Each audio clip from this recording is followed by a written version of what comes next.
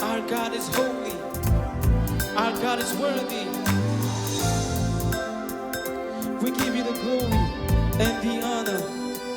We join the angels and we cry, holy, holy, holy is our God. There's nobody brighter. Hallelujah. And the angels cry, and the angels cry,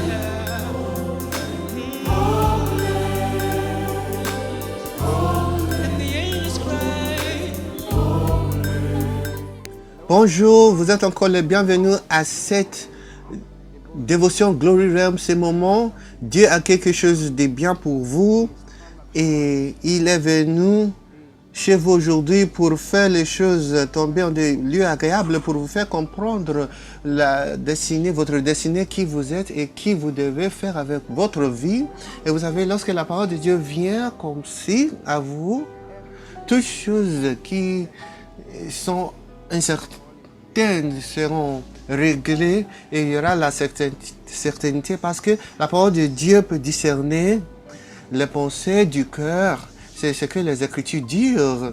Ça, il pierce les os et le corps et l'âme. C'est ce que l'Esprit de Dieu va faire en révélant les secrets, les choses cachées du cœur.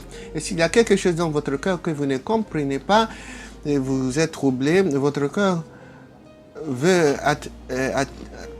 voir le désir de Dieu pour vous. Lorsque vous entendez la parole de Dieu, vous êtes à l'aise et vous allez voir ce que votre cœur veut expliquer à vous. Parce que la parole de Dieu peut discerner les pensées du cœur.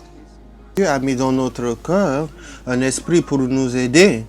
Beaucoup de fois, nous ne le reconnaissons pas, mais jusqu'à ce que nous lisons la parole de Dieu.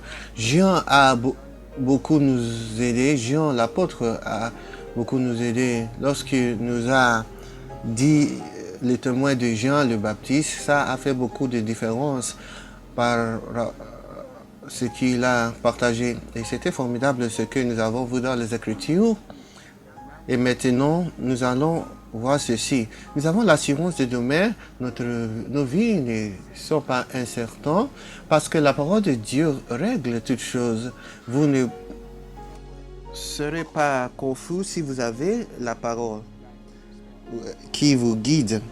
Donc nous continuons avec les Écritures aujourd'hui. Nous avons lu Jean chapitre 1 verset 31 et nous sommes allés à verset 32. Verset 31 dit que Jean dit que je ne l'ai pas reconnu, mais ça fait qu'il puisse être révélé, manifesté à Israël, qu'il soit amené dehors où nous tous nous pouvons le voir. C'est pourquoi je suis venu en baptisant avec de l'eau. Verset 32 dit, Jean a donné aussi des témoignages disant, j'ai vu l'Esprit, il est descendu comme une colombe sur lui et il a demeuré sur lui pour ne jamais quitter. C'est très grave, c'est très très grave. J'ai vu l'Esprit descendre du ciel sur lui. C'est comme si que Jean a reconnu que Jésus était le Messie. Il a vu, ses yeux étaient ouverts, il a vu l'Esprit descendant sur lui comme une colombe. Il a vu l'Esprit. Il n'a jamais vu cela. Dieu l'a auparavant dit, le Messie sera celui dont l'Esprit va descendre sur lui. Et il a vu l'Esprit descendant sur lui comme une colombe du ciel et il a demeuré sur lui et il ne l'a jamais quitté. Prenez note de ceci, l'Esprit n'était pas venu sur Jésus et après retourné dans le ciel, non, il est descendu et il a demeuré sur lui. Si vous le lisez dans une autre version, il a abordé, il a resté avec lui. La différence entre Jésus et les autres qui étaient avant lui et que les autres ils avaient des visitations et Jean nous a dit que la grâce que Jésus est venu avec n'était pas une mesure. Son ministère était plein de la grâce de Dieu et de son grâce son plénitude, nous avons reçu grâce. C'est de sa plénitude que nous avons reçu ce que nous avons. Donc il continue en disant que Jésus, selon le conte de Jean était exceptionnel. Il a vu l'Esprit est descendu dans les cieux et sur lui et il a demeuré sur lui. Donc Jésus a commencé son ministère. Il avait pu accomplir le ministère par l'aide du Saint-Esprit.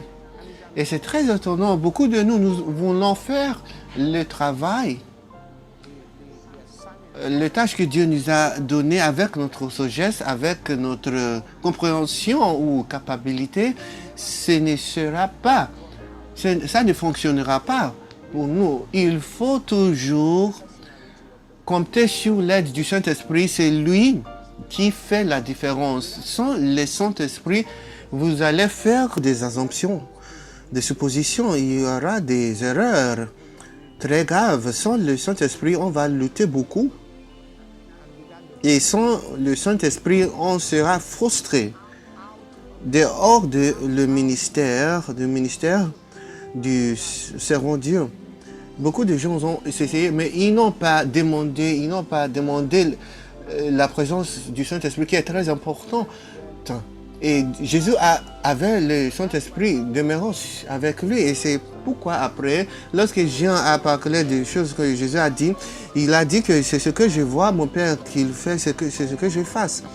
C'est ce que comme j'entends, je parle. C'était par l'aide du Saint-Esprit. Pensez à ceci. Si Jésus qui a été né sans le péché, qui est venu du ciel, il a dû se dépendre sur le Saint-Esprit. Qui suis-je, qui êtes-vous pour penser, être capable d'accomplir le désir de Dieu par notre force? La Bible dit que le chair va vous délaisser et par la force, vous ne pouvez pas vaincre. Bien-aimé, vous allez échouer sans Dieu.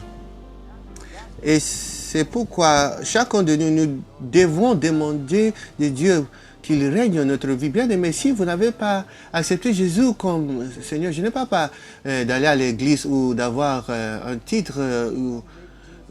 Si Jésus n'est pas le Seigneur de votre vie, si Jésus ne règne pas votre être, vous manquez beaucoup de choses. Vous allez lutter, vous allez combattre, vous allez perdre beaucoup de temps précieux. Voici le temps pour dire, Seigneur Jésus, aie pitié de moi.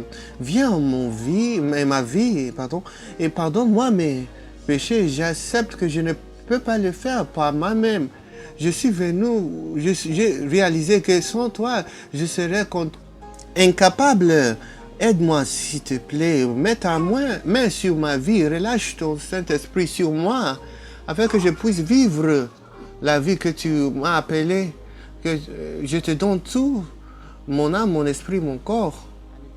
Et si vous avez prié et vous êtes sûr de ce que vous avez dit, vous êtes sérieux, la gloire de Dieu va entrer. Il a fait la différence pour moi. Il peut faire la même chose pour vous. C'est le commencement d'une nouvelle journée. Et je déclare que c'est bien avec votre corps, votre âme et votre esprit. Quand vous demandez l'aide du Saint-Esprit, vous allez voir des bien choses qui vont passer dans votre vie. Je suis Igor Louis Yegbeburu. Jusqu'à la prochaine fois, par la grâce de Dieu, que Dieu vous bénisse.